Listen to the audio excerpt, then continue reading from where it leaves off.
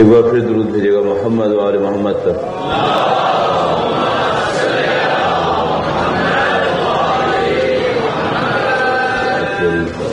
فاتحہ.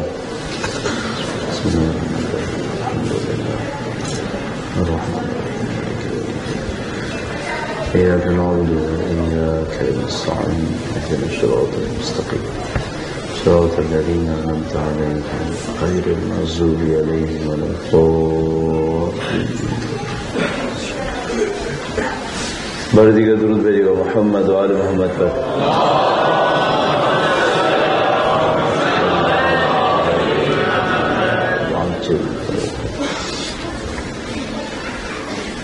أعوذ بالله من الشيطان الرجيم. بسم الله الرحمن الرحيم. الحمد لله رب العالمين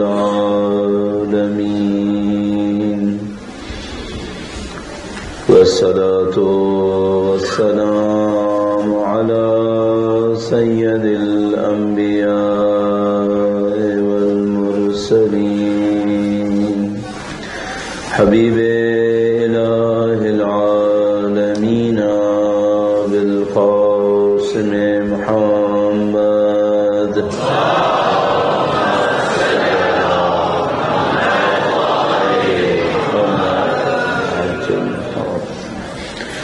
وعلى آله الطيبين الطاهرين سيما بقية الله في الأراضين. قال الله تعالى في كتابه الكريم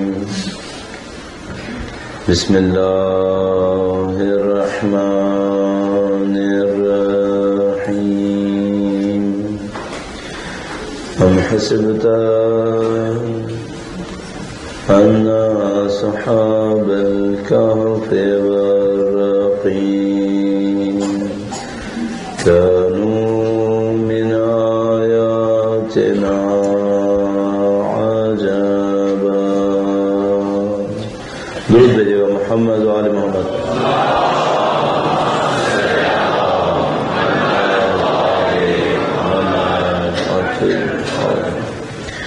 پروردگار عالم کا انتہائی احسان ہے کہ ہمیں آپ کو سید الشہداء کے عزاداروں سے قرار فرمایا ہے. تمام ان لوگوں کی جان و مال عزت و آبرو کی حفاظت کے لیے جو سید الشہداء کے اعزاء میں مشغول ہیں، اور اس دعا کے ساتھ کہ خدا انشاءاللہ صاحب اعزاء کی ظہور میں تعجیل فرمائے اور ہمیں ان کی نصرت کی راہ میں شہادت نصیب فرمائے انشاءاللہ. دعاؤں کی قبولیت کے لیے درود بھیجیں محمد و آل محمد پر.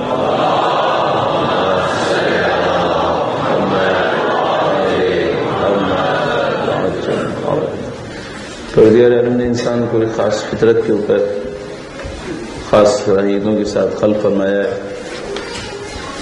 انسان کی فطرت تمام انسانوں کے اندر موجود ہے اور انسان کی فطرت میں کوئی بنیادی تبدیلی واقع نہیں ہوتی ہے. جو چیز آپ کی فطرت میں ہے وہی آپ سے پہلے چاہے کتنا ہی پیچھے انسان آئے ہوں ان کے اندر بھی تھا. کسی جغرافیہ کے اندر محدود نہیں ہے، ہر علاقے کے لوگوں کی فطرت وہی رہتی ہے. فطری امور وہ ہوتے ہیں جن کے ذریعے سے ہماری زندگی گزر رہی ہے. اس میں جذبات بھی شامل ہیں، اس میں کچھ دلائل بھی شامل ہیں. مثلا خدا تعالی نے خواتین کے اندر بچوں کے لیے ایک محبت فطرت پہ قرار دے دی. اگر نہ ہوتی یہ محبت تو نہیں معلوم ماں کا کردار دنیا کے اندر کون ادا کر سکتا تھا. اسی طریقے سے خدا تعالی نے مرد کے اندر ایک خاص حمیت غیرت قرار دی ہے. خدا رکھے نعوذ باللہ اگر یہ تصور کریں کہ یہ صلاحیتیں انسانوں کے اندر نہیں ہوتی زندگی گزارنا ناممکن تھا.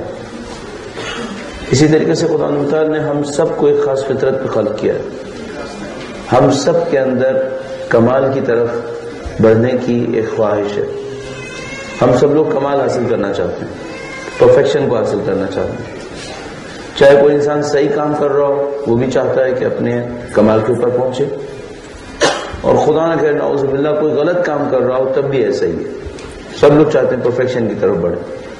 صرف مشکل یہ ہے کہ پرفیکشن کا، کمال کا جو مصداق ہے، وہ جو آبجیکٹو ہمارا ہونا چاہیے، اس کے اندر ہم لوگ غلطی کر رہے ہوتے ہیں. کچھ لوگ اپنی زندگی میں چھوٹے چھوٹے آبجیکٹو بنا لیتے ہیں، چھوٹے چھوٹے اہداف بنا لیتے ہیں، سمجھتے ہیں یہی ان کا کمال ہے.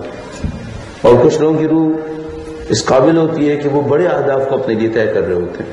اس حوالے سے چند نکات آپ کی خدمت میں عرض کروں گا اور اس کو موضوع سے متصل کریں گے. درود بھیجے گا محمد و آل محمد کا.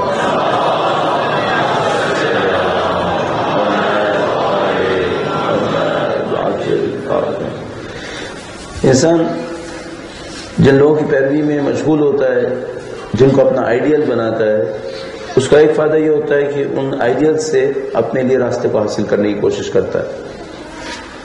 الحمدللہ رب العالمین، میں اور آپ سید الشہداء کو آئیڈیل بنا کر چلیں.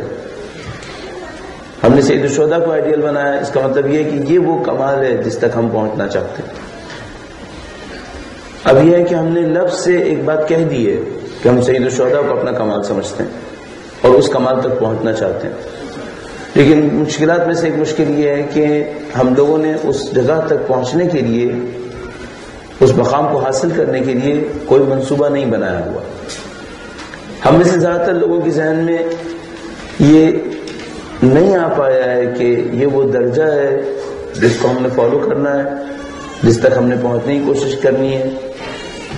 یوں احساس ہوتا ہے جیسے بہت سارے لوگ یہ سوچ رہے ہیں کہ یہی جو ہم یہاں پر آتے ہیں، چند دن کے لیے سید الشہداء کی محبت میں فرش اعضاء کے اوپر بیٹھتے ہیں، ان کا ذکر کرتے ہیں، یہیں پر ہمارا اور حسینیت کا تعلق ختم ہو گیا. نعوذ باللہ تعالی. یہ جتنا آپ یہاں پہ تشریف فرما ہے، جتنے دن بھی آپ یہاں پر آئیں گے، اور اب عاشور میں چند ہی دن باقی ہیں، یہاں سے مجھے اور آپ کو ایک انرجی ملنی چاہیے تھی سارے سال کے لیے. یہ جتنے ایام اعزاء ہیں، ان کا کام یہ ہے کہ ہمیں یاد دلائیں کہ سید الشہداء نے قربانی کیا دی، اور اس قربانی کو یاد کرتے ہوئے ہم اپنی زندگی کو اس راستے کی طرف لے کر چلیں جہاں سید الشہداء ہمیں پہنچانا چاہ رہے تھے. ایک وہ 1400 سال پہلے کا زمانہ تھا جب سید الشہداء کے مقابلے میں یزید ابن معاویہ نے اسلام کو تباہ کرنے کی کوشش کی. ایک ایسا ماحول بنایا کہ سید الشہداء نے قربانی دی. اگر ہم اس جملے کو قبول کریں اور اس کے سوا کوئی چارہ نہیں ہے، ان الحسین مصباح الہدیٰ و سفینۃ النجاۃ، تو ہمیں دیکھنا ہوگا کہ آج سید الشہداء ہمیں کس راستے کی طرف لے کر چلنا چاہتے ہیں. آج جو چیلنج ہمارے سامنے ہیں وہ چیلنج کس قسم کے ہیں. عزیزان محترم، ہم لوگ ایک ایسی دنیا کے اندر بسے ہوئے ہیں جہاں دین کا نام مکمل زندہ ہے. میرا نہیں خیال آخری 20-25 سال کے اندر مثلا یوکے کے اندر مساجد کی تعداد کم ہوئی ہوگی، یقیناً بڑی ہوگی، یا مثلا عزاخانے کم ہوئے ہوں گے، یقیناً عزاخانوں کی تعداد بڑی ہوگی. لیکن اس کے باوجود ہم اپنے آپ سے پوچھ سکتے ہیں وہ جو چیلنج ہمارے سامنے سید الشہداء کے نام پر ہے، وہ جو سید الشہداء نے ہمیں حسینیت کی درسگاہ کی طرف بلایا ہے، اس میں سے کیا کچھ ہم نے حاصل کیا ہے. اس وقت کا جو سب سے اہم کام ہمیں سمجھ میں آتا ہے، جو سب سے بڑا چیلنج ہمارے سامنے بنتا ہے، اس کو آپ کی خدمت میں عرض کرنے کی کوشش کریں گے. درود بھیجے گا محمد و آل محمد.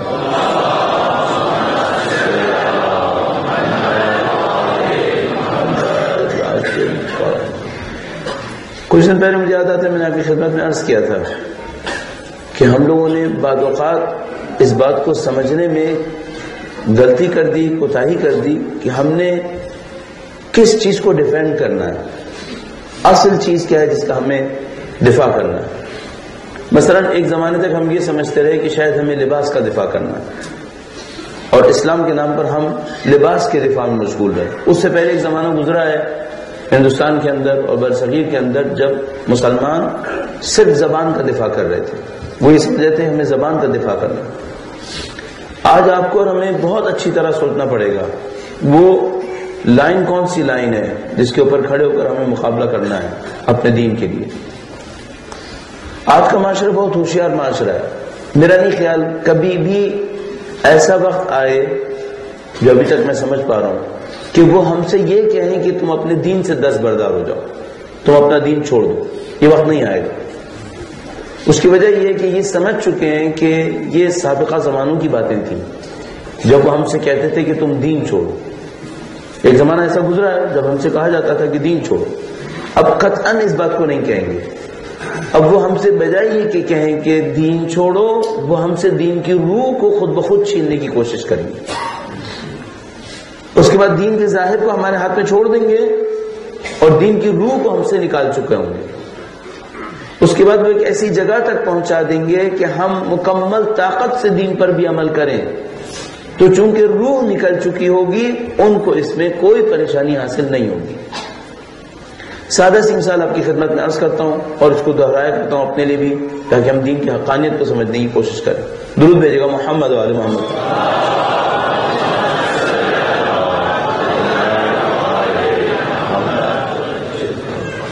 سیرت نبوی کے زمانے سے ہمارے پاس ایک واقعہ ہے حضرت ابو ذر غفاری کا۔ حضرت ابو ذر غفاری اللہ کے رسول کے پاس آئے، ہجرت سے پہلے کی زندگی، سخت زندگی، مسلمان اپنے دین کے نعروں کو لوگوں کے سامنے برملا آشکار نہیں کہہ سکتے تھے۔ کفار مکہ بہت مضبوط تھے اور جو بھی اس کام کو کرتا تھا اس کو سزا ملتی تھی۔ حضرت ابو ذر غفاری اللہ کے رسول کے پاس آئے اور کہا کہ اے اللہ کے رسول، اگر یہاں پر اذان دی جائے تو کیسا ہے؟ اللہ کے رسول نے کہا اچھا ہے۔ باقی مسلمانوں نے سمجھا کہ اگر تم اذان دو گے تو یہاں پر تمہارے لیے حالات بہت سخت ہو جائیں گے۔ آپ کو مکہ کی اس زمانے کی زندگی کا شاید اندازہ ہو کہ مکہ کی زندگی میں قبیلہ پرستی تھی، قبیلے کو خداؤں کے ہاتھ میں پوجا کرتے تھے۔ یعنی اگر کوئی شخص کسی قبیلے کا تھا تو چاہے مسلمان ہی کیوں نہ ہو گیا ہو، ان کے اعتبار سے کوئی اس کے اوپر ہاتھ بھی اٹھائے تو سارا قبیلہ دفاع کے لیے آ جاتا تھا، اور اگر کوئی چھوٹے قبیلے کا ہوتا تھا تو چاہے وہ کسی بھی فکر کا ہو اس کا دفاع کرنے والا کوئی نہیں آتا تھا۔ تو لوگوں نے حضرت ابو ذر کو سمجھایا کہ ابو ذر تم مکہ کے قبیلے کے نہیں ہیں۔ حضرت ابو ذر کا تعلق دور افتادہ ایک علاقہ ربضہ سے تھا، وہیں پر جہاں وہ بھوک اور پیاس کے عالم میں فوت ہوئے تھے، خلیفہ ثالث کے زمانے میں، تیسرے خلیفہ کے زمانے میں۔ کہا تمہارا تعلق مکہ سے نہیں ہے، اگر تم مکہ میں اذان دو گے تمہارا قبیلہ نہیں ہے کوئی جو تمہارا دفاع کرے، یہ کفار مکہ تمہارے پر حملہ کریں گے، ہم میں بھی شاید اتنی طاقت نہیں ہوگی کہ ہم تمہارا دفاع کر سکیں۔ حضرت ابو ذر نے اس چیلنج کو اپنے سر پہ لیا اور کہا کہ مجھے کوئی مشکل نہیں ہے، میں اس راستے میں قربانی دینے کو تیار ہوں، میں اذان دوں گا اور جو ہوگا وہ میں اس کو جھیلنے کی کوشش کروں گا۔ حضرت ابو ذر نے اذان دینا شروع کی اور جیسے انہوں نے اذان دینا شروع کی کفار نے ان کے اوپر حملہ کیا، شدید ترین حملہ ہوا اور یوں احساس ہوا کہ جیسے اب حضرت ابو ذر اس حملے سے نہیں بچ پائیں گے۔ بہرحال ایک خاص موقع کے اوپر مسلمانوں کو غیرت آئی اور انہوں نے کہا کہ ٹھیک ہے جیسا بھی ہے، چاہے ہماری تعداد کم ہی صحیح، ہم اپنے بھائی کو اس طرح دشمن کے ہاتھوں نہیں مرنے دیں گے۔ وہ اٹھے، انہوں نے حضرت ابو ذر کا دفاع کیا، حضرت ابو ذر کو اس مجمع سے نکال کر لے کر آئے اور ان کی جان بچ گئی۔ میں صرف ایک بات سوچتا ہوں، ایک زمانہ تھا جب ہم کفر کے سامنے اذان دیتے تھے تو وہ ہماری اذان قبول نہیں کرتے تھے۔ آج ہم 25 لاکھ بظاہر فرزندان توحید جمع ہو کے حج کرتے ہیں اور وہ اپنے سیٹلائٹس ہمیں دیتے ہیں کہ تم اپنی تکبیر کی آواز جہاں پہنچانا چاہو پہنچا۔ کیوں خطرہ احساس نہیں کرتے؟ پہلے وہ ایک اذان نہیں دینا چاہتے تھے، وہ خطرہ سمجھتے تھے کہ اگر ان کی اذان، ان کے قرآن کی آواز دوسروں کے کانوں کے اندر گئی تو اس سے اثر ہوگا۔ آج کیوں احساس نہیں کرتے ہو؟ اپنے سیٹلائٹس ہمیں دیتے ہیں، اپنے ٹیکنیشینز بھی دیتے ہیں، ساری فیسلٹیز دیتے ہیں اور اس کے بعد کہتے ہیں ٹھیک ہے اگر ہمیں اتنا پیسہ دیتے ہو ہم تمہارے حج کو دنیا میں جہاں چاہو گے پہنچا دیں گے۔ کیوں خطرہ احساس نہیں کرتے؟ صرف ایک بات سمجھ میں آتی ہے، ہمارے پاس کوئی ایسا دل نہیں ہے جو حضرت ابو ذر کی طرح اذان دے سکے۔ ہماری اذان کے اندر طاقت نہیں ہے۔ ہمیں یہ دیکھنا پڑے گا وہ چیلنج کون سا چیلنج ہے جس کو ہم نے اپنے کندھوں کے اوپر اب لینا۔ بس اگر کوئی یہ سمجھ رہا ہے چیلنج یہ ہے کہ مجھے ایک اذان دینی ہے، ایک حج کا پیغام لینا ہے، کچھ تصاویر لینی ہے جو دنیا تک پہنچانی ہے، یہ تو خود بھی کرنے کو تیار ہے، وہ خود تیار ہے اس کام کے لیے۔ وہ کہیں اور پر ہم پہ ضرب لگانے کی کوشش کر رہے ہیں، وہ جو ضرب لگا رہے ہیں وہ آئیڈیالوجی کے اندر لگا رہے ہیں۔ نہ آپ تصاویر پہ لگانا چاہتے ہیں نہ آوازوں کو روکنا چاہتے ہیں، وہ آپ کی اور ہماری آئیڈیالوجی کے اوپر کام کرنا چاہتے ہیں۔ چند جملات میں ان کا جو کچھ آئیڈیالوجی کا پس منظر ہے وہ آپ کی خدمت میں عرض کرنے کی کوشش کروں گا، اور آپ سے درخواست کروں گا کہ اگر آپ کے لیے جگہ کا بندوبست کرنا ممکن ہے، آپ کے بھائی باہر کھڑے ہوئے ہیں اور یہ اچھا نہیں ہے کہ وہ سردی میں ہوں یا مشکل کے اندر ہوں، اور یہاں پر جگہ موجود ہو اور سب عزائے سید الشہداء کے اندر شرکت کرنے آئے۔ سید الشہداء کے نام پر درود بھیجیں، محمد و آل محمد۔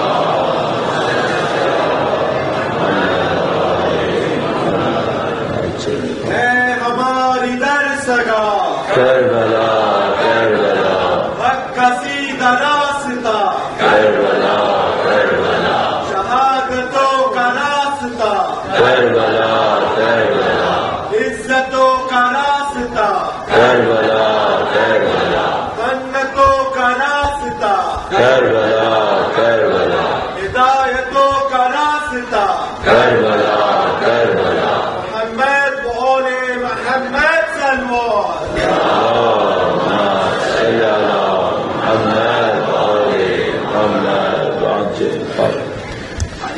جو اس وقت ہمارے سامنے مشکل ہے آئیڈیالوجی کے حد میں، وہ یہ کہ انہوں نے بظاہر بہت علمی دلائل کے ذریعے سے ان حقیقتوں کا انکار کر دیا جن کے اوپر ساری ہماری دین کی عمارت بنی ہوئی تھی۔ بہت سادہ کام کریں، مثال کے طور پر میں مثال میں اس طرح سے عرض کروں گا کہ فرض فرمائیے کوئی شخص لال رنگ کی اینک لگا لے، اور لال رنگ کی اینک لگانے کے بعد آپ سے یہ کہے کہ مجھے دنیا میں کہیں ہرا نظر نہیں آ رہا، تو ہرے کی نظر بھی نہیں آنا چاہیے۔ جب آپ نے اینک ہی لال رنگ کی لگا لی ہے تو آپ کو ہرا نظر کیسے آ سکتا ہے؟ ان لوگوں نے ایک سادہ سا کام کیا، انہوں نے کہا کہ ہم اس حقیقت کو مانیں گے جو مادے کی صورت میں نظر آئے گی، باقی کسی چیز کو نہیں ماننا۔ انہوں نے ایک سادہ سا جملہ کہا ایک ڈاکٹر نے کہ جو میرے نشتر کے نیچے کٹنے کو آ جائے میں اسے مانوں گا، سالڈ مٹیریل ریئلٹی، بس وہ ریئلٹی ہوگی، اس کے سوا کچھ نہیں ہوگا۔ ظاہر ہے جیسے ہی آپ نے انسٹرومنٹ مٹیریل لے لیا، اس کا مطلب یہ ہے کہ غیر مادی کوئی بھی حقیقت ہو اس کا انکار کر دیں گے۔ اب جو غیر مادی حقیقتوں کا انکار کیا تو تین حقیقتیں ان کے اقرار سے باہر چلی گئی، کہا یہ تو سب ختم ہو گیا۔ مثلا کون سی تین چیزیں باہر چلی گئیں؟ پوچھا بھائی سوال کہ کیا خدا وہ ہے جو میری آنکھوں سے نظر آئے؟ نہیں، خدا وہ نہیں ہے جو آنکھوں سے نظر آئے۔ خدا نے تعالیٰ خود فرماتا ہے لن ترانی یا موسیٰ، اے موسیٰ ہرگز مجھے اپنی آنکھوں سے نہیں دیکھ پاؤ گے۔ کہا بس ٹھیک ہے، اس کا مطلب ہے خدا نعوذ باللہ نہیں۔ کہا آخرت وہ ہے جو ہم اپنی آنکھوں سے دیکھ سکیں؟ کہہ رہے کہ آخرت بھی وہ چیز نہیں ہے جو آنکھوں سے نظر آئے۔ کہا اس کا مطلب ہے آخرت کا معاملہ بھی ختم ہو گیا۔ اس کے بعد روح کوئی ایسی چیز ہے جو آنکھوں سے نظر آ جائے، وزن میں تولی جا سکے کہ انسان جب مرے اور اس کی روح جائے تو ہم کہیں اتنے گرام کی روح انسان کے جسم سے نکل گئی؟ ظاہر ہے کہ ایسا نہیں ہے، روح بھی ایسی کوئی چیز نہیں ہے۔ اور کوئی ایک سرجن سائنٹسٹ نے کہا کہ بھئی اگر میں باڈی کو چیروں تو کیا کہیں روح ملے گی مجھے؟ چونکہ نہیں ملے گی، اس کا مطلب یہ ہے کہ نہیں ہے۔ ان دلائل کے تحت یہ جو ان کے بہت عالمانہ دلائل تھے، خدا کا بھی انکار ہو گیا، آخرت کا بھی انکار ہو گیا، اور روح کا بھی انکار ہو گیا۔ اب جب یہ تینوں چیزیں چلی گئیں تو بچا کیا ہے پھر؟ اب یہ ہے کہ اس پوری کائنات میں سے خدا ختم ہو گیا۔ جب خدا ختم ہو گیا تو کون سی چیز ہے جو خدا کی جگہ آئے گی؟ یہ ایک مشکل کوشچن ہے جو اس وقت ہمارے اور آپ کے سامنے ہے۔ جو خدا کو نہیں مان رہا وہ خدا کی جگہ کس چیز کو رکھ رہا ہے؟ دو چیزوں میں سے کسی ایک چیز کو رکھے گا۔ جو خدا کو نہیں مانے گا یا وہ اپنے آپ کو اس پوری کائنات کا محور بنائے گا، کہے گا انسان سب کچھ ہے، کیونکہ خدا نہیں ہے یہاں پر۔ یعنی اگر میں یہ کہوں گا کہ مجھے وہ کرنا چاہیے جو خدا چاہے تو وہ جواب میں کہے گا مجھے وہ کرنا چاہیے جو میرا دل چاہے۔ اس کی وجہ ہے کہ خدا ہے ہی نہیں، جو کچھ ہوں وہ میں ہی ہوں۔ اور دوسری چیز جس کی میں ابھی تشریح نہیں کر پاؤں گا جو وہ بہت آسانی سے کر رہے ہیں، انہوں نے خدا کی جگہ سوسائٹی کو رکھ لیا ہے۔ انہوں نے ٹرمز کو، ٹرمنالوجیز کو بہت ہوشیاری سے استعمال کرتے ہوئے سوسائٹی اور اس کی نمائندگی میں گورنمنٹ کو خدا کی جگہ پہ لا کے رکھ دیا۔ یعنی اگر پہلے یہ تھا کہ خدا تھا جو حکم جاری کرتا تھا اور سب اس کا حکم مانیں گے، اب یہ ہوگا کہ سوسائٹی حکم جاری کرے گی، اور سوسائٹی جو حکم جاری کرے گی وہ سب پر ماننا ایسے ہی واجب ہوگا جیسے خدا حکم جاری کرے تو ماننا واجب ہوگا۔ نہیں مانیں گے تو سزا اٹھانی پڑے گی۔ اور جس طرح ہمارے یہاں تصور تھا کہ اچھا انسان وہ ہے جو مومن ہوگا، تو انہوں نے کہا کہ ہمیں اس سے کوئی غرض نہیں کہ مومن ہوگا یا فاسق ہوگا، اچھا انسان وہ ہے جو اچھا سٹیزن ہوگا، ختم۔ تو حقیقت یہ ہے کہ بہت باریک کام کرتے ہوئے انہوں نے خدا کا انکار کیا، خدا کو وہاں سے نکال دیا، اور خدا کی جگہ یہ ہیومنزم کو لے آئے کہ انسان سب کچھ ہے، یا سوسائٹی اور اس کی نمائندگی میں گورنمنٹ ہے جو سب کچھ ہے، سارے کام انجام دے گی۔ اچھا، اس کے بعد ہم لوگوں کے لیے آئیڈیل کیا رکھا، ہماری اچیومنٹ کیا ہو، کہا آپ کی بہترین اچیومنٹ اگر ہم دین میں ہوتے تو ہم کہتے بہترین اچیومنٹ ہماری یہ ہے کہ ہم انسان کامل بن جائیں، عبد خدا بن جائیں، مومن خالص بن جائیں۔ جب اس سسٹم میں آئے تو ہماری بہترین اچیومنٹ یہ ہے کہ ہم اچھے شہری بن جائیں یا اپنی زندگی تک پہنچنے والے اچھے بندے بن جائیں، اپنی ہی زندگی کے خود بندے بنیں گے۔ انہوں نے خوبصورتی سے اس کام کو کر لیا، اور ٹیکنالوجیز کے ریپلیسمنٹ میں استعمال کرنے کے ماہر ہیں۔ آپ کو سمجھ میں بھی نہیں آئے گا کہ یہ جو ٹرم استعمال ہو رہی ہے یہ کس کی جگہ پر استعمال ہو رہی ہے۔ آپ استعمال کریں گے، بہت آسانی سے استعمال کریں گے، اور دونوں ٹرمنالوجیز میں زمین آسمان کا فرق ہوگا۔ بعض اوقات لفظ ایگزیکٹلی وہی لفظ ہوگا جو آپ استعمال کر رہے ہیں۔ آپ نہج البلاغہ میں علم استعمال کرتے ہیں، یہ بھی علم استعمال کرتے ہیں، کیا یہ وہی علم ہے جو امیر المومنین ارشاد فرما رہے ہیں؟ زمین آسمان کا فرق ہے۔ آپ کہیں گے تعلیم، ایجوکیشن، قرآن کریم فرماتا ہے تعلیم ایجوکیشن، یہ بھی کہیں گے تعلیم ایجوکیشن، کیا دونوں ایک ہی چیز ہے؟ زمین آسمان کا فرق ہے۔ یہ کہتے ہیں ڈیولپمنٹ، آپ بھی کہیں گے ڈیولپمنٹ۔ ہم نے چند دن پہلے بات کی تزکیہ نفس، انسان کی ترقی، اس کا کمال، ڈیولپمنٹ دونوں سیم ہے، ان کے ڈیولپمنٹ میں اور آپ کے ڈیولپمنٹ کے اندر زمین آسمان کا فرق ہوگا۔ ہم ٹیکنالوجیز کے اس کمپلیکیشن کو نہیں سمجھ پا رہے اور ہم ان کے دام میں پھنسے چلے جا رہے ہیں۔ بس پہلی حقیقت جس کا انہوں نے انکار کیا وہ خدا کو نکال دیجئے، خدا کو نکال دیا، اس کے ریپلیسمنٹ میں کیا ہے؟ یا تو آپ خود آ جائیے یا آپ سوسائٹی کو رکھ لیجئے۔ دوسری حقیقت جس کا انکار کیا وہ آخرت تھی، کہا ہمیں آخرت سے کوئی سروکار نہیں ہے، آخرت کو ہم سمجھتے ہی نہیں۔ جب آخرت نکل گئی تو اب جو کچھ آپ کے پاس بچا ہے وہ یہ دنیا بچی ہے۔ اب جو کامیابی ہے، جو ناکامی ہے، جو اچیومنٹ ہے، وہ سب کا سب صرف اس دنیا کے اندر۔ اور اس دنیا کا مطلب کیا ہے؟ آپ کی عمر 60 70 80 سال، یہی کچھ ہے۔ اس کا مطلب ہے جو آپ نے تیر مارنا ہے وہ یہی مارنا ہے۔ آرام چاہیے، اسی میں چاہیے، سکون چاہیے، اسی میں چاہیے، اور اگر کوئی کہے میں اس کو قربان کروں تاکہ کچھ اور سکون ملوں تو اس کے بعد کوئی تصور ہے ہی نہیں، معاملہ ہی ختم ہو گیا۔ جو کچھ ہے وہ یہی ہے۔ یہ آخرت کا انکار۔ آخری چیز جو بچی وہ روح تھی، کہ ہم نے ساری عمارت کھڑی کی تزکیہ نفس کے نام پر، تو کہا نفس ہے اور اس کا ایک تزکیہ ہے۔ انہوں نے کہا ہمیں نفس نظر نہیں آتا، ہمیں روح نظر نہیں آتی۔ جو کچھ انسان کے اندر بچا وہ یہ باڈی بچ گئی۔ اب اگر آپ کی کوئی کامیابی ہے تو کیا اس کا تعلق روح سے ہو سکتا ہے؟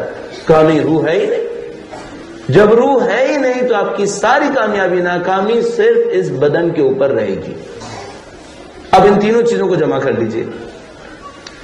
پہلے آپ کا انسان تھا جو خدا کا بندہ تھا، آخرت کی طرف سفر کر رہا تھا، اپنی روح کو لے کر ترقی کر رہا تھا۔ اب جو ان کے اس کام کے نتیجے میں بچا وہ ایک ایسا انسان بچا جس کا کوئی خدا نہیں ہے، جس کا کوئی خالق نہیں، نعوذ باللہ تعالی۔ اس کے اندر کوئی روح نہیں ہے، اس کے اندر صرف بدن ہے، اور اس کی کوئی آخرت نہیں ہے، اس کی صرف دنیا ہے۔ اب اس دوسرے قسم کے انسان کی کامیابی کیا ہے؟ کس چیز کو کہوں کہ اس کی کامیابی ہے؟ اس کی کامیابی صرف ایک چیز میں رہ جائے گی، اپنے بدن کو کتنی لذتیں پہنچائے، بس یہ اس کی کامیابی ہے۔ جسم کی مادی لذتوں کو کتنا اپنے بدن تک پہنچا سکے، اس کے لیے جد و جہد کرے گا، اسی کو ہدف بنائے گا، اس کو قربان کرنے کا کوئی کوشچن نہیں ہے یہاں پر۔ اچھا، جیسے آپ اس کام کو لے لیتے ہیں کہ بھئی ہاں ٹھیک ہے، جسمانی لذتیں ہدف بن گئی، تعجب کی بات یہ ہے کہ یہ ماقبل مسیح فلسفے کے اندر بھی اس قسم کی چیزیں موجود تھیں۔ یونان کے زمانے میں ایک فلسفی اس زمانے میں ابھری تھی جس کو ایپیکورزم کہتے تھے. ایپیکورس اس بات کے فلسفے کی حد میں معتقد تھے کہ انسان کی زندگی کا ہدف صرف اور صرف مادی لذتیں حاصل کرنا ہے، صرف اور صرف یہ. تو اس زمانے کے بادشاہوں کا بیان کرتے ہیں، کہتے ہیں جو ایپیکورس رولرز تھے وہ ایک دفعہ کھانا کھاتے تھے، بہت معذرت کے ساتھ عرض کر رہا ہوں، جو فلسفی کے اندر لکھا بیان کر رہا ہوں، وہ کھانا کھاتے تھے اور پھر پروں کو منہ میں ڈال کر الٹی کر کے دوبارہ کھانا کھاتے تھے. کہتے تھے کامیاب انسان وہ ہے جو زیادہ مزہ لے سکے. ایک دفعہ کھانے کی لذت کم ہے، 2-3 دفعہ یہی کام کریں تاکہ ہم زیادہ کامیاب انسان کہلائیں. اب آپ کو کتنی حماقت لگ رہی ہے یہ کہ بھائی کوئی مرغی کا پر اپنے منہ میں ڈالے اور مثلا وہ حرکت کرے اور اس کے بعد چند دفعہ کھانا کھا کر کہے کہ یہ میری لذت ہے. متاسفانہ آج کا انسان یہیں پہنچا ہوا ہے، بالکل یہیں پر ہے. 10 دفعہ کھانا نہیں کھائے گا، اس سے بڑا خرچہ 25,000 قسم کے لباس پہن کے کرے گا، یہی کرے گا. بار بار گاڑیاں تبدیل کر کے کرے گا، بار بار گھر کے سامان تبدیل کر کے کرے گا، بار بار اپنی زندگی کے اندر مادے کے اوپر، میٹر کے اوپر، میٹیریل رقابتوں کے اندر پھنس کر، کمپٹیشنز کے اندر پھنس کے اپنے پیسے گزارا کرے گا. وہ اسی کام کو کرے گا اور اس کام کو کر کے لذت حاصل کرے گا کہ یہ لذت ہے، اسی میں مزہ ہے. یعنی اگر آپ کسی کے پاس پیسہ دیکھیں اور وہ یہ سارے کام نہ کر رہا ہو تو آپ اس کے بارے میں یہ سوال کر سکتے ہیں کہ پھر تم نے پیسہ کمایا ہی کیوں تھا؟ کیونکہ پیسے کا تو مسئلہ یہی ہے کہ اس کے ساتھ کرنا ہی یہی ہے. ہمارا جو اصلی چیلنج ہے وہ اس مینٹالٹی سے باہر نکلنے کا چیلنج ہے. آپ اس سے باہر کیسے آئیں گے؟ آپ لذت پرستوں کی دنیا کے اندر پھنسے ہوئے ہیں، آپ اس سے باہر کیسے نکلیں گے؟ اور یہاں سے تو شاید آپ کہیں کہ میں کسی طریقے سے نکل آؤں گا، آپ کی نیکسٹ جنریشن کیسے نکلے گی؟ اس کو آپ اس لذت پرستی کی جال سے کیسے نکالیں گے؟ اچھا اب ایک اور سوال کرتا ہوں میں آپ سے، تھوڑا سا ہم اس کی گہرائی کو اور آگے بڑھانے کی کوشش کرتے ہیں. اگر دنیا میں لذت پرستی پھیل گئی، اس میں نقصان کیا ہے؟ ایک ہمارا وہ تصور تھا جو اسلام سے ہم نے حاصل کیا کہ بھئی ایک خدا ہے، ہمیں خدا کا بندہ بننا ہے، ایک آخرت ہے جس کی طرف ہم نے بڑھنا ہے، ایک ہماری روح ہے جس کے اندر ہم نے کمال حاصل کرنا ہے. اس کو چھوڑ کر خدا نہ کرے نعوذ باللہ اگر ہم لذت پرستوں کی اس دنیا کے اندر آ جاتے ہیں، لذت پرستی کو اور مادی لذت پرستی کو ہدف بنا لیتے ہیں، اس میں نقصان کیا ہے؟ اس میں صرف ایک نقصان ہے، یہ دنیا کبھی بھی جنگ سے باہر نہیں آئے گی، ہمیشہ جنگ ہوتی رہے گی. یہ ہمیشہ ظلم، بربریت اور ناانصافی میں مبتلا رہیں گے. کیوں ایسا ہوگا؟ اس کی وجہ بہت سادہ سی ہے. دنیا کے وسائل جتنے بھی زیادہ ہوں بالآخر لمیٹڈ رہیں گے، اور انہوں نے انسانوں کے اندر جو خواہشات ابھاری ہیں یہ ان لمیٹڈ خواہشات ہیں، غیر محدود خواہشات کے اندر مبتلا کیا ہوا ہے. اور اس کی وجہ سے ہمیشہ انسانوں کے درمیان ایک رقابت رہے گی اور ایک جنگ باقی رہے گی. اور اس جنگ اور رقابت میں مظلوم ترین لوگ مڈل کلاس ہوں گے. مطمئن ہو کہ آپ کی خدمت میں عرض کر رہا ہوں. اس کی وجہ یہ ہے کہ مڈل کلاس ہمیشہ ایک خواب کے پیچھے بھاگتی رہے گی، اور وہ خواب وہ اپر کلاس ہے جس میں یہ کبھی داخل نہیں ہو پائیں گے. یہ ہمیشہ مڈل کلاس کے ساتھ رہے گا. مڈل کلاس ایک طرف سے غم احساس کرے گی کہ میرے پاس نہیں ہے، اور ایک طرف سے پش احساس کرے گی کہ مجھے وہاں بڑھنا چاہیے. اس کو قرآن فرماتا ہے کہ سرابن بقیعۃ یحسبہ الظمآن ماء، اس پیاسے کی طرح جو ایک سراب کے پیچھے چلتا رہتا ہے اور سمجھتا ہے یہ وہ پانی ہے جو مل گیا تو میری پیاس بجھ جائے گی. کبھی نہیں بجھے گی. یہ مڈل کلاس اس پیاس کے اندر پستی رہے گی. یہ ایک گاڑی نہیں لیں گے، ان کو پتا چلے گا 10 ماڈلز اور آ چکے ہیں. یہ ایک ڈریس بنائیں گے، ایک گھر بنائیں گے، ان کو پتا چلے گا اس سے بڑا گھر، اس سے اچھا ڈریس اور موجود ہے. ساری زندگی ایک جملے پہ چلے گی، گدھوں کی طرح کمائیں گے، پاگلوں کی طرح خرچ کریں گے. ساری زندگی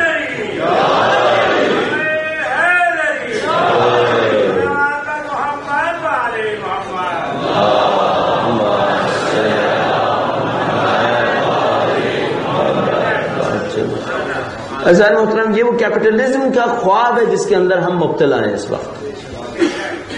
ہمیشہ کے لیے ایک خواب ہمیشہ کے لیے ایک لالچ، ہمیشہ کے لیے ایک اندر سے کسک، یہ نہیں ہے میرے پاس، اس کے پیچھے بھاگتے رہو۔ اچھا، ان تمام جدوجہد کے بعد 40-50 سال کے بعد جب یہ ساری زندگی اس خواب کے پیچھے بھاگتا رہے گا، میرے پاس یہ ہو، میرے بچوں کے پاس یہ ہو، ان میں سے کچھ لے پائے گا اور کچھ نہیں لے پائے گا، 50 سال کے بعد جب اپنے آپ کو تیار کر رہا ہوگا کہ اب مجھے دنیا سے جانا ہے، تب اس کو ایک اور حقیقت سمجھ میں آئے گی، وہ یہ کہ میں سمجھ رہا تھا کہ خدا نہیں ہے جبکہ ہے، اور میں سمجھ رہا تھا کہ آخرت نہیں ہے جبکہ ہے، اور میں سمجھ رہا تھا کہ میری کوئی روح نہیں ہے جبکہ ہے۔ صرف ایک مشکل ہے، اب واپس جانے کا کوئی ٹائم نہیں، اب میری زندگی گزر چکی ہے، نہ صرف میری زندگی گزر چکی ہے بلکہ جس پٹری پر میں چڑھا تھا میری اولاد اس پہ بہت آگے جا چکی ہے، نہ میرے واپس آنے کا امکان ہے نہ ان کے واپس آنے کا امکان ہے۔ اگر میں ان کے سامنے جا کر ہاتھ بھی جوڑوں کہ میں نے غلط کیا تھا، تم کو اس پہ بٹھایا تھا، اب واپس نہیں آئیں گے، آپ کو بھی چھوڑ دیں گے، اب وہ بیٹھ چکے ہیں اس کے اندر، اور بدقسمتی سے ان کی اس مصیبت کے ذمہ دار بھی ہم ہیں، ہم نے ویلیوز دی ان کو کہ وہ بچہ ہمیں عزیز ہے جو ہمیں زیادہ کما کے دے گا۔ معلوم ہے، آپ اپنے خاندانوں کے اندر دیکھ لیجئے، کیا بزرگی کا احترام ہے یا صاحب ثروت کا احترام ہے؟ اگر آپ کے 4 رشتہ دار بیٹھے ہوں تو اس کا احترام ہے جس کے پاس پیسہ زیادہ ہے، چاہے سن کم ہو چاہے سن زیادہ ہو، اس سے کیا ہے، کسی کو کوئی غرض نہیں ہے۔ عزیزان محترم، ہمارا جو اصلی کرائسس ہے، جو ہمارا اصلی چیلنج ہے، وہ اس آئیڈیالوجی کے مقابلے میں ہے، اور اب ہمیں اپنے آپ سے پوچھنا پڑے گا کہ ہم جو سید الشہداء کے معتقد تھے، ہم نے سید الشہداء سے کیوں کچھ نہیں سیکھا؟ کیوں سید الشہداء کا ماننے والا مادی رقابت میں پڑا ہوا ہے؟ کیوں سید الشہداء کا ماننے والا اس مقابلے کے اندر گیا ہوا ہے جس میں خدا کا انکار کرنے والے گئے تھے؟ اس کا ہم سے کیا تعلق تھا؟ کب سید الشہداء نے ہم سے کہا کہ تم دنیا کے مادی فیسلٹیز کے لیے، لگژریز کے لیے ایک دوسرے کے ساتھ مقابلہ کرو؟ اور اس مقابلے میں جو سب سے سخت عنصر ہے، جو سب سے سخت جگہ ہے، وہ یہ ہے کہ ایک آدمی کوئی مادی کامیابی حاصل کرے اور دوسروں کے سامنے شو آف کرے کہ میں نے یہ حاصل کیا ہے۔ یہ آدمی خود بھی بے وقوف ہے اور دوسروں کو ایک حرص کے اندر مبتلا کر رہا ہے، حسرت کے اندر مبتلا کر رہا ہے کہ دیکھو میں نے کیا کیا، اب تم بھی یہی کرو، اور اگر نہ کر سکو تو زندگی بھر پڑھتے رہو کہ میں نے یہ کر دیا۔ یقین فرمائیے ہمارے چیلنج اور کہیں پہ نہیں ہے، ہمارا چیلنج پہلے یہاں پر ہے۔ ہم مادہ پرستی سے باہر کیسے نکلیں گے؟ اصلی چیلنج یہاں پر ہے۔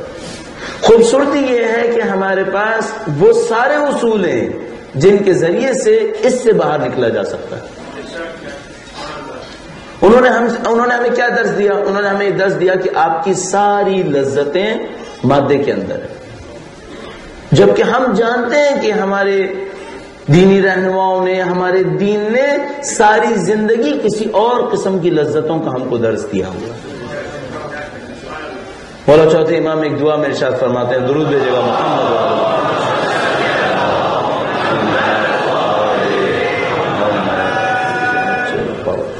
یہ پوری دنیا جن لذتوں کے پیچھے وہ آپ کے سامنے ہے، اور کتنا عجیب تماشا ہوتا ہے جب لوگ ویکینڈز پر ہوتے ہیں۔ ان کی شرافت، ان کا وقار، ان کے تعلیم، ان کی تہذیب، سب کی سب ویکینڈز کے اوپر پامال ہو رہی ہوتی ہے، یہ ان کا انجام ہو رہا ہے۔ اس کے مقابلے میں ہمارے دین نے ہمیں کیا دیا؟ مولا ارشاد فرماتے ہیں، خدایا ازقنی حلاوت ذکرک، اے خدایا مجھے اپنے ذکر کی لذت چکھا دے، اپنے ذکر کی لذت چکھا دے۔ عزیزان محترم، میں آپ کا بھائی ہونے کے ناطے آپ کی خدمت میں عرض کروں گا، اگر آپ نے اپنی زندگی میں کبھی خدا کے ذکر کی لذت نہیں چکھی ہے تو آپ محروم رہ جائیں گے زندگی بھر کے. اس لذت کو کبھی درک کریں. یہ کون سی لذت ہے جس کو مولا فرما رہے ہیں کہ میں اور آپ اللہ سے طلب کریں؟ خوش قسمتی سے میں اور آپ سید الشہداء کے چاہنے والے ہیں.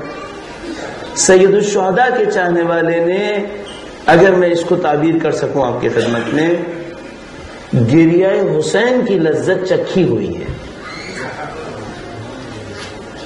یہ سید الشہداء کے چاہنے والے کو فضیلت خود سے مل گئی ہے. اگر کوئی آپ سے کہے کہ مثلا عاشور کا دن ہے آپ گریہ نہ کریں، آپ نہیں سنبھال پائیں گے اپنے آپ کو، اور آپ کا دل اندر سے طلب کرے گا کہ آج عاشور کا دن ہے، مجھے حسین کے غم میں رونا ہے. اور اس غم میں آنے کے بعد جو عجیب لذت اور سکون آپ کو ملے گا، آپ اس کے مقابلے میں کسی چیز کو ترجیح نہیں دیں گے. اگر کوئی آپ سے کہے کہ میں تمہیں لاکھ دینے کو تیار ہوں عاشور کے دن غم حسین میں مت جاؤ، آپ نہیں مانیں گے. میں آپ سے کہوں کہ میں آپ کو اتنا بڑا ایک گھر دینے کو تیار ہوں، صرف ایک شرط پہ، زندگی بھر غم حسین نہ منانا، آپ کبھی اس گھر کو قبول نہیں کریں گے. کیوں؟ آپ نے اپنی زندگی میں غم حسین کی لذت کو چکھ لیا ہے. آپ جانتے ہیں میں اس کو نہیں چھوڑ سکتا. بس ہم اور آپ خوش نصیب ہیں کہ ہم نے مادی لذتوں سے ہٹ کر کم از کم ایک مانوی لذت چکھ لی ہے. ہم جانتے ہیں یہ ایک مانوی لذت ہے. اور مولا فرما رہے ہیں خدایا مجھے اپنے ذکر کی لذت چکھا دے. آپ اس پہ کم پہ اکتفا مت کریں. آپ اس لذت کے صرف چند دن کے ہونے پہ اکتفا مت کریں. اپنی زندگی کو ان لذتوں کی طرف لانے کی کوشش کریں جو خدا آپ کو دینا چاہتا ہے. اور عزیزان محترم یقین فرمائیے، شاید بعض اوقات ایسا ہوتا ہے جو شخص خود دین کے راستے میں کم ہوتا ہے، وہ کسی کو دین کے راستے پہ چلتا ہوا دیکھتا ہے تو سمجھتا ہے میری زندگی میں بڑی لذتیں ہیں، اس کی زندگی میں تو خالی خولی زندگی ہے. کاش کسی کو پتا ہوتا کہ جو دین کے راستے میں لذت لے رہے ہیں وہ کیا لذت احساس کر رہے ہیں، کیا لذت احساس کر رہے ہیں. یعنی میں معمولاً یہ واقعہ، چھوٹا سا واقعہ اپنی خدمت میں عرض کروں گا، کرتا ہوں دوستوں کے سامنے، اور آپ سے عرض کروں گا کبھی ان عرفا کے واقعات کو پڑھیے جو اہل بیت اطہار علیہ السلام کی شاگردی میں حقیقت میں عارف بنے. بدقسمتی سے آج کی دنیا ایسی دنیا ہے، ہر اصل چیز کے مقابلے میں اس کی نقل موجود ہے. اصلی غم حسین کے مقابلے میں ایک نقلی غم حسین بھی رکھ دیا گیا. اصلی عرفان کے مقابلے میں ایک نقلی عرفان بھی رکھ دیا گیا. ہمیشہ ہوا ہے، آج بھی ہو رہا ہے. تو وہ جو اصلی عرفاء ہیں کبھی ان کی زندگی کو دیکھیے گا. ایک عارف کا واقعہ بیان کرتے ہیں مشہد مقدس کے اندر. کہتے ہیں حرم میں مطہر پہنچے، سردی کا زمانہ تھا، برف پڑ رہی تھی. مولا کے گنبد کے اوپر ایک چھت ہے، جہاں مولا کا گنبد ہے اس کے اوپر ایک چھت ہے. اس جگہ پر کچھ مقامات ایسے ہیں جس کی بہت فضیلت ہے. ظاہر ہے ہم لوگوں کے لیے ممکن نہیں کہ ہم چھت پہ جا سکیں. آج کل میرا نہیں خیال وہ کسی کو بھی جانے کی اجازت دیتے ہو، لیکن ایک زمانہ تھا جب علماء کو، فضلاء کو جانے دیا کرتے تھے. اہل علم تھے، اہل تقویٰ، پرہیزگاری تھے، ان کو جانے دیا کرتے تھے. وہ عالم وہاں پہنچے، سب ان کے جاننے والے، اور سب جانتے تھے کہ ان کا مقام کیا ہے. ظاہر ہے کہ گنبد کے اوپر جانے کے لیے ہر ایک کو نہیں چھوڑا کرتے تھے. تو کہا کہ ٹھیک ہے، یہ صاحب فضل ہے، صاحب علم ہے، صاحب تقویٰ ہے، ان کو جانے کی اجازت ہونی چاہیے. وہ تشریف لے جاتے ہیں، نگہبان سے کہتے ہیں دروازہ کھولو، مجھے اوپر جانا ہے. وہ جانے دیتا ہے، اوپر چلے جاتے ہیں. سخت برف باری پڑ رہی تھی. خادم ان سے کہتا بھی ہے کہ آپ کی عمر کافی زیادہ ہے، آپ مسن ہیں، اتنی برف باری میں آپ اوپر جا کر عبادت کریں گے، خدا نہ کرے آپ کی صحت کے لیے نقصان دینا ہو. اور میں کچھ دیر عبادت کروں گا، اس کے بعد تم آ جانا اور مجھے لے جانا. کہتا ہے ٹھیک ہے. وہ چلے جاتے ہیں. یہ شخص دروازہ بند کر لیتا ہے تاکہ کوئی اور نہ جائے. رات کی ڈیوٹی ہوتی ہے، رات کی ڈیوٹی دیتا ہے اور ذہن سے نکل جاتا ہے کہ وہ عالم اوپر ہے. گھر چلا جاتا ہے. صبح کو فجر کے قریب دوبارہ روزے واپس آتا ہے اور اچانک یاد آتا ہے کہ پتہ نہیں 70-80 سال کے اس بوڑھے کو میں اوپر بند کر آیا ہوں، جہاں سے وہ چیخیں بھی تو کسی کو آواز نہیں آئے گی، اور ساری رات برف باری ہوتی رہی. دروازہ کھولتا ہے، جا کے سوچ رہا ہوتا ہے کہ میں جیسے دروازہ کھولوں گا خدا نہ کرے نعوذ باللہ ان کی روح جا چکی ہوگی، ان کا جسم پڑا ہوا ملے گا. جیسے دروازہ کھول کے سامنے دیکھتا ہے تو دیکھتا ہے وہ رکوع میں ہیں اور ان کی کمر پہ کئی انچ برف جمی ہوگی. میں آپ سے صرف ایک سوال کروں گا، اگر ان کو رکوع میں کوئی لذت نہیں مل رہی تھی تو اتنی دیر رکوع میں کیسے رہے تھے؟ ہمارے پاس بعض عرفاء ہیں جو رات کو مثال کے طور پر عبادت کو شروع کرتے ہیں، کہتے ہیں خدایا آج سجدے کی رات ہے، پوری رات ایک سجدے کے اندر. آج رکوع کی رات ہے، پوری رات ایک رکوع کے اندر. اگر ان کو کوئی مزہ نہیں مل رہا، یہ لوگ یہ کام کیسے کر رہے ہیں؟ اہل بیت نے ہمیں ان لذتوں کی طرف لانے کی کوشش کی. انہوں نے ایک اور چیپٹر ہمارے سامنے کھول دیا. اب ذرا تصور فرمائیے، شب زفاف ہے، بی بی کی ازدواج کی شب ہوئی ہے، آج پہلی شب ہے اور بی بی اپنے اس جوڑے کو صدقہ کر دیتی ہیں جو آج کی رات کے لیے بنایا گیا ہے.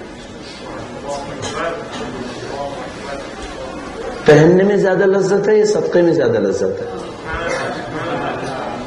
کہ کون سی لذت ہے جو بیوی ہمیں سکھانا چاہ رہی ہے؟ پوری دنیا ہم سے کہہ رہی ہے کھاؤ کہ اس میں لذت ہے، اہل بیت ہم سے کہہ رہے ہیں کھلاؤ کہ اس میں لذت ہے.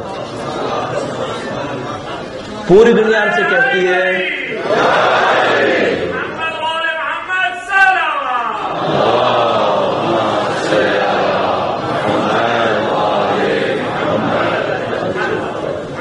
پوری دنیا کہتی ہے کماؤ اور کماؤ اپنے لیے کماؤ، اس میں لذت ہے. اور مولا امیر المومنین اپنی زندگی سے کہہ رہے ہیں کماؤ اور اللہ کی راہ میں دو، اس میں لذت ہے. اب میں صرف آخری ایک سوال کروں گا، ہم کس لذت کے عادی ہیں؟ ہم نے اپنی زندگی کے لیے کون سی لذتوں کا انتخاب کیا؟ ہم اپنی اولاد کو کون سی لذتیں سکھا رہے ہیں؟ عزیزان محترم، بدقسمتی سے تمام تر نعروں کے باوجود، تمام تر تہوار رسم کے باوجود اور تمام تر سید الشہداء کے فرش عزا پر بیٹھنے کے باوجود ہم جو لذتیں اپنے اور اپنی اولاد کو سکھا رہے ہیں وہ انہی کی لذتیں ہیں جو دشمن دین ہیں. بدقسمتی ہے. اب جو کرنے کا کام تھا وہ یہ کہ ہم اپنے پیرامیٹرز کو دوبارہ صحیح کریں، اپنے آپ سے پوچھنے کی کوشش کریں اہل بیت ہمیں کہاں لے جانا چاہتے ہیں، وہ کمال جس پر وہ ہمیں پہنچانا چاہتے ہیں وہ کون سا کمال ہے، اس کے لیے ہمیں اپنی زندگی کے اندر کیا تبدیل کرنا ہوگا. اور یہ وہ جگہ ہے جہاں میں کہوں گا خدا سے طلب کریں کہ خدا اپنی عبادت کی لذت ہمیں چکھا دے، کسی طریقے سے بندگی کی لذت ہمیں نصیب کر دے کسی طریقے سے.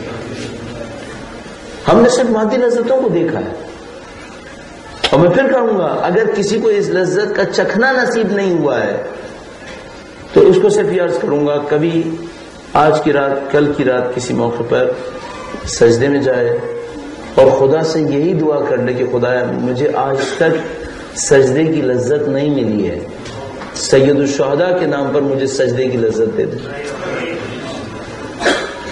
میرے مولا نے شب عاشور کے لیے کہا خدایا تو جانتا ہے مجھے نماز اور قرآن سے عشق ہے.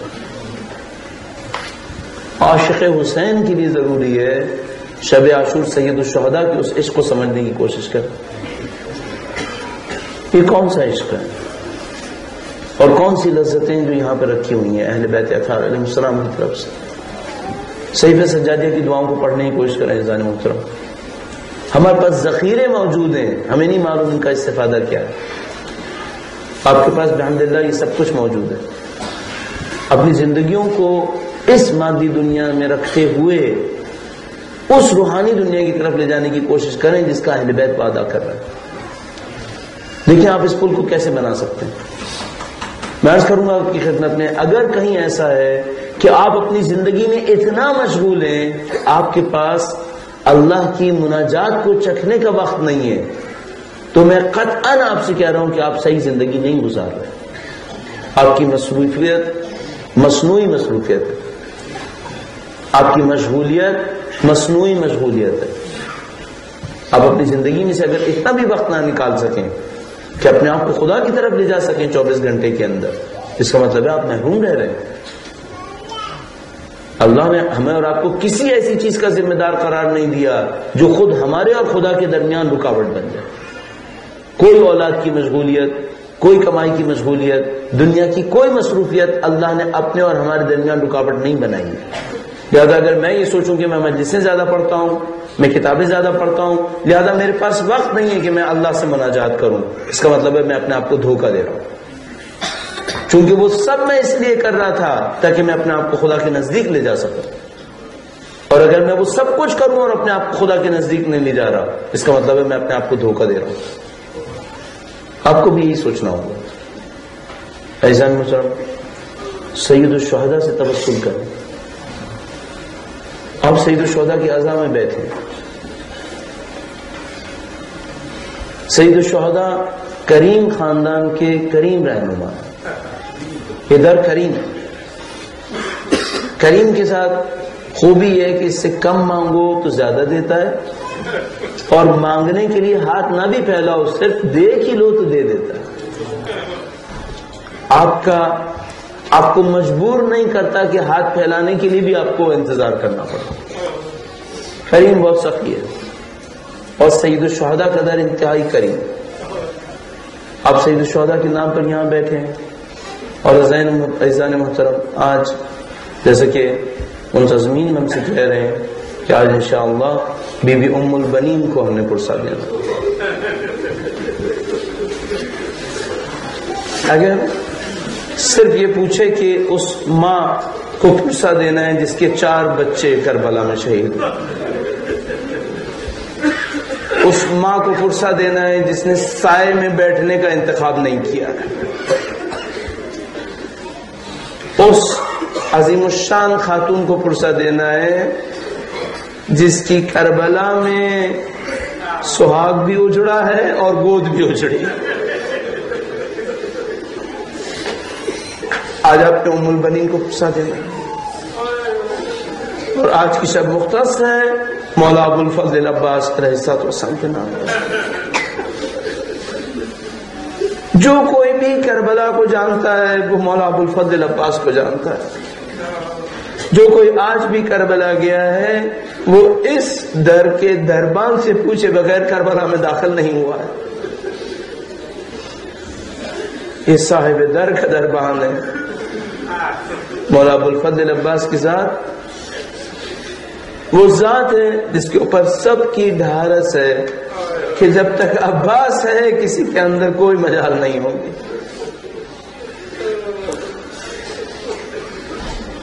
مولا ابو الفضل عباس کے واقعات عجیب ہیں، اور جو اہم ترین واقعات میں ہمارے پاس شروع ہوتا ہے واقعہ وہ شب عاشور سے شروع ہو رہا ہے. شب عاشور پر ایک موقع آتا ہے جب دشمن کی فوج نے آگے بڑھنا شروع کیا ہے.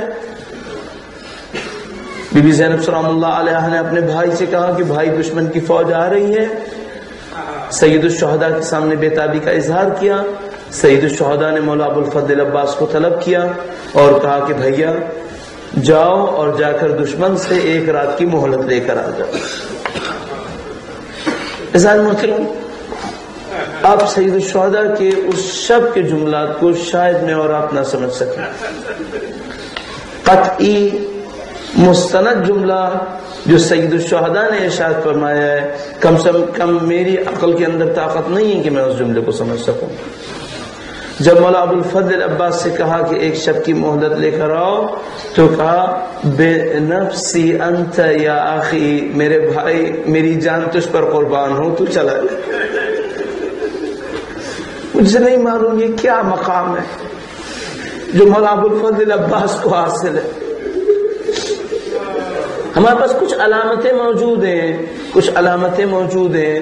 ہمارے پاس واقعہ موجود ہے کہ ایک موقع کے اوپر مولا 5ویں امام تشریف فرما تھے. ایک کوئی جوان آیا جو مولا ابو الفضل عباس کے خاندان کا جوان تھا. وہ سامنے آیا. امام پنجم نے اس کو دیکھ کر گریہ کیا اور کہا کہ خدا مقام بلند کرے ہمارے چچا عباس کا، جنہوں نے سخت دن ہماری نصرت کی. اس کے بعد ارشاد فرمایا کہ جب جنگ احد ہوئی تو خدا نے حضرت حمزہ کو سید الشہداء کا لقب دیا اور جنت میں مقام دیا. فرمایا پھر جنگ توبہ ہوئی تو جعفر طیار کو خدا نے شہداء میں اندر ایک مقام دیا اور ان کو 2 پر دیے جس سے وہ جنت میں پرواز کرتے ہیں رسول اللہ کے فرمان کے مطابق. اور اس کے بعد فرمایا میرے چچا عباس کا جنت میں وہ مقام ہے کہ سارے شہداء ان کے مقام کی حسرت کرتے ہیں. اور وجہ صاف سمجھ میں آتی ہے کہ اگر سید الشہداء حضرت حمزہ کا جگر کٹا تھا اور جعفر طیار کے بازو قطع ہوئے تھے تو مولا ابو الفضل عباس کے ساتھ سب کچھ ہوا تھا. ان کی قربانی عظیم الشان قربانی. عاشور کا دن آتا ہے جب مولا ابو الفضل عباس دیکھ رہے ہیں کہ تمام لوگ روانہ ہوئے چلے جا رہے ہیں, بچوں کی العطش العطش کی آواز ہے تو مولا ابو الفضل کے کام میں آتی ہے. عزیزان محترم, اگر کوئی شخص شجاع نہ ہو اور اس سے کہیں کہ تم شمشیر چلاؤ تو یہ اس کا امتحان ہوگا, لیکن اگر کوئی شخص شجاع ہو اور اس سے کہے تم شمشیر مت چلاؤ, اب یہ اس کا امتحان ہے کہ اس کی شمشیر نہیں چلنی ہے. یہ واللہ عظیم الشان امتحان ہے. اور اس سے بڑھ کر شب عاشور امتحان ہے کہ عباس جیسا شرافت مند عمر ابن سعد جیسے لعین سے کہے ایک رات کی مہلت دو ہمیں. خدا بہت بڑا امتحان ہے عباس کے لیے. اتنا بڑا امتحان ہے کہ اپنے ہونٹ کو اپنے دانتوں سے دبایا تو خون جاری ہوا ہے. مولا ابو الفضل نے امتحان دیا. صرف امتحان کا ایک ہدف ہے, مجھے اپنے مولا اور مجھے اپنے آقا کی اطاعت کرنی ہے. جو میرا مولا کہے گا میں وہی انجام دوں گا. مولا ابو الفضل عباس نے کبھی سید الشہداء کو بھائی نہیں کہا, جیسے ام البنین نے نہیں کہا مجھے ماں پکارو, بلکہ مجھے خادمہ پکار. ایک خاندان اہل بیت کا خادم خاندان بنا. مولا ابو الفضل عباس بار بار سید الشہداء کے سامنے آتے تھے اور کہتے تھے مولا اب مجھے جانے کی اجازت دے دیجئے. ایک موقع آیا جب العطش کی آوازیں بے تحاشا آئیں, اور ایک موقع کے اوپر مولا ابو الفضل عباس جب اپنے صبر اور تحمل کو آخر تک پہنچا گئے, سید الشہداء کے سامنے پہنچے اور کہا میرے مولا اب مجھے جانے کی اجازت دے دیں, اب میرے دل میں طاقت نہیں ہے. سید الشہداء نے بس ایک جملہ فرمایا, کہا عباس اگر تم چلے گئے تو تم میرے لشکر کے علم بردار ہو, میرے لشکر کا کیا ہوگا؟ اور مولا نے بس اتنا کہا کہ میرے مولا اب لشکر ختم ہو گیا, اب لشکر میں کوئی باقی نہیں رہا. مجھ سے بچوں کی پیاس صحیح نہیں جاتی, مجھے بچوں کی العطش نے قتل کر دیا ہے. بس ایک موقع سید الشہداء نے فرمایا عباس اگر جاتے ہو تو سکینہ کی پیاس کا بندوبست کر لو. میں نے آپ سے عرض کیا تھا کہ کربلا میں پیاس بہت بڑا مقام ہے, اور کربلا میں سقا ایک ہی کا نام ہے, یہ سقا سکینہ ہے. مولا بس گویا خیموں کے سامنے آئے اور بی بی سکینہ سے کہا کہ بی بی آپ اپنا مشکیزہ لے کر آئیے, میں پانی لینے جا رہا ہوں. اور بی بی زینب سلام اللہ علیہا نے یہ جملہ سن لیا کہ عباس میدان کی طرف روانہ ہو رہے ہیں. بس ایسا ہے کہ گویا بی بی زینب نے طلب کیا, اور جب عباس سامنے آئے تو ایک موقع پر آنسو بہائے اور عباس سے ایک جملہ کہا بھیا اب یقین ہو گیا کہ زینب کے بازو میں رسی بندھے, اب یقین ہو گیا. مولا عباس نے پوچھا بہن ماجرا کیا ہے؟ فرمایا بھیا ایک موقع تھا جب ہمارے بابا موجود تھے, ایک موقع پر چادر میرے بازو سے ہٹی تھی, بابا نے میرے بازوؤں کا بوسہ لیا تھا اور کہا تھا زینب تیرے بازوؤں میں رسیاں بندھے گی. فرمایا بابا روتے تھے, بازوؤں کا بوسہ لیتے تھے اور کہتے تھے زینب تیرے بازو میں رسی بندھے گی. تو میں سوچتی تھی جس کے 18 جوان بھائی ہو اور جس کا عباس جیسا بھائی ہو, کس میں مجال اس کے بازو میں رسی باندھے ہیں. عباس اب تم جا رہے ہو, اب کے بازو میں رسی بندھے، آپ زینب کے بازو میں رسی بندھے گی۔ مولا عباس مشکیزہ لے رہے ہیں اور شط فرات کی طرف روانہ ہوئے ہیں۔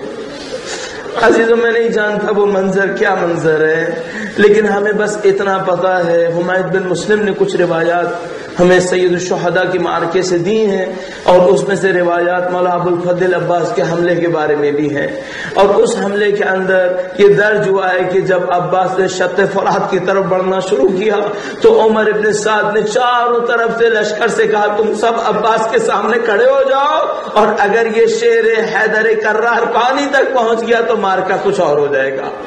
سارا لشکر مولا ابو الفضل عباس کو روکنے کے لیے شط فرات کے اوپر جمع ہے۔ مولا ابو الفضل عباس کی پوری زندگی خلاصہ ہوئی ہے بس ایک ہدف میں، سکینہ پیاسی ہے اور میں سقا ہوں، میں سقائے سکینہ ہوں، میں سکینہ سے وعدہ کر کے آیا ہوں، میری جان رہے یا نہ رہے یہ پانی مجھے لے کر جانا ہے۔ مولا ابو الفضل عباس شط فرات پہ روانہ ہوئے ہیں، جیسا حملہ ہوا ہے خدا جانتا ہے، دشمن کی صفوں کے اندر کوہرام بپا ہو گیا، کشتوں کے پشتے لگنا شروع ہو گئے۔ مولا ابو الفضل عباس اس پانی تک پہنچ گئے۔ اب جو دنیا کے اندر وفا کے دعوے دار ہیں ان سے میں کہوں گا عباس کی وفا دیکھ لو، یہ 3 دن کا پیاسا ہے، اس کے ہاتھ میں پانی ہے، یہ پانی کو منہ تک نزدیک لے کر جاتا ہے، اور اس کے بعد چلو پانی کا دے مارتا ہے اور کہتا ہے میرا بھائی پیاسا، میرا مولا پیاسا، میری سکینہ پیاسی، میں کیسے پانی پیوں۔ وفا عباس پہ ختم ہے، وفا کا کمال عباس کے اندر ہے۔ پیاسے نے پانی نہیں پیا، ایک موقع پر زلجھنا کو پانی کا اشارہ کیا اور کہا ہے زلجھنا تو بھی پیاسا ہے، تو پانی پی لے۔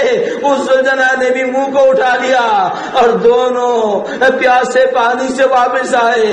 اب واپسی کا راستہ ہے، بس ایک مقصد ہے، یہ پانی کسی طرح سکینہ کے لبوں تک پہنچ جائے۔ اشقیہ جمع ہو گئے، ہر طرف سے کوہرام بپا ہے، نیزے اور شمشیریں برس رہی ہیں، اور ایک موقع پر عمر ابن سعد کہتا ہے ارے اس کے بازوؤں کو قطع کرو ورنہ خیمے تک پانی پہنچے گا۔ ایک بازو قطع ہوا، مولا عباس نے ایک شعر پڑھا، واللہ واللہ ان قطعتم یمینی انی احامی ابدا عن دینی، فرمایا قسم خدا کی تم میرا بازو کاٹ دو لیکن میں اپنے دین کا دفاع کروں گا۔ انی احامی ابدا عن دینی وعن امام الصادق الیقینی، اور میں اپنے بھائی کا دفاع کروں گا، اپنے امام کا دفاع کروں گا۔ ایک بازو قطع ہوا، مشکیزہ کو دوسرے بازو میں دیا، دوسرا بازو قطع ہوا، مشکیزہ کو دانتوں میں پکڑا ہوا ہے، اور عباس روانہ ہو رہے ہیں۔ زندگی کا مقصد پانی پہنچ جائے، مجھے نہیں معلوم اگر کسی کی زندگی کا مقصد بس پانی پہنچانا ہو، اور جب وہ تیر مشکیزہ میں لگا اور پانی بہا، اب عباس کیا کرے، اب عباس کیا کرے مجھے نہیں معلوم۔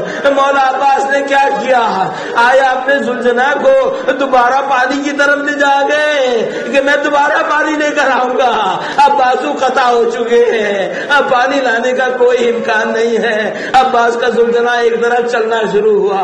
عزیزان محترم، میں نے ٹھہر ٹھہر کر مصائب پڑھے تاکہ میرے اندر طاقت رہے اور میں بیوی کا ایک پیغام آپ تک ضرور پہنچاؤں۔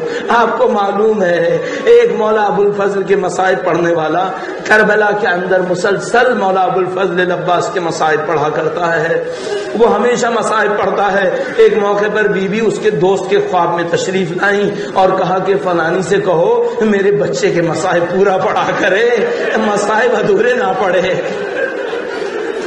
مصائب پڑھنے والا جو ہر دفعہ مولا ابو الفضل کے عباس کے مصائب پڑھتا ہے، تمام کتابوں کو کھنگال لیتا ہے، کہتا ہے ایسا نہ ہو میرے مولا کی کوئی مصیبت رہ گئی ہو، میں نے نہ پڑھی ہو۔ تمام کتابوں کو دیکھ لیتا ہے، کتابوں کے اندر جتنے مصائب تھے وہ بیان کرتا رہتا ہے، بی بی سے التجا کرتا ہے، بی بی اگر میرے مصائب ادھورے ہیں آپ مجھے مکمل کروا دیجئے۔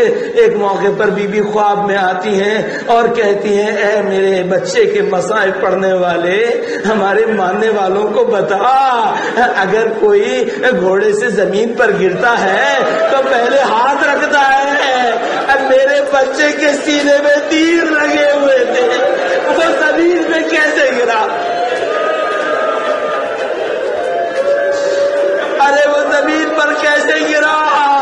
اس کے ہاتھ نہیں تھے، اس کے سینے میں تیر لگے تھے۔ عباس زمین پر کیسے آئے؟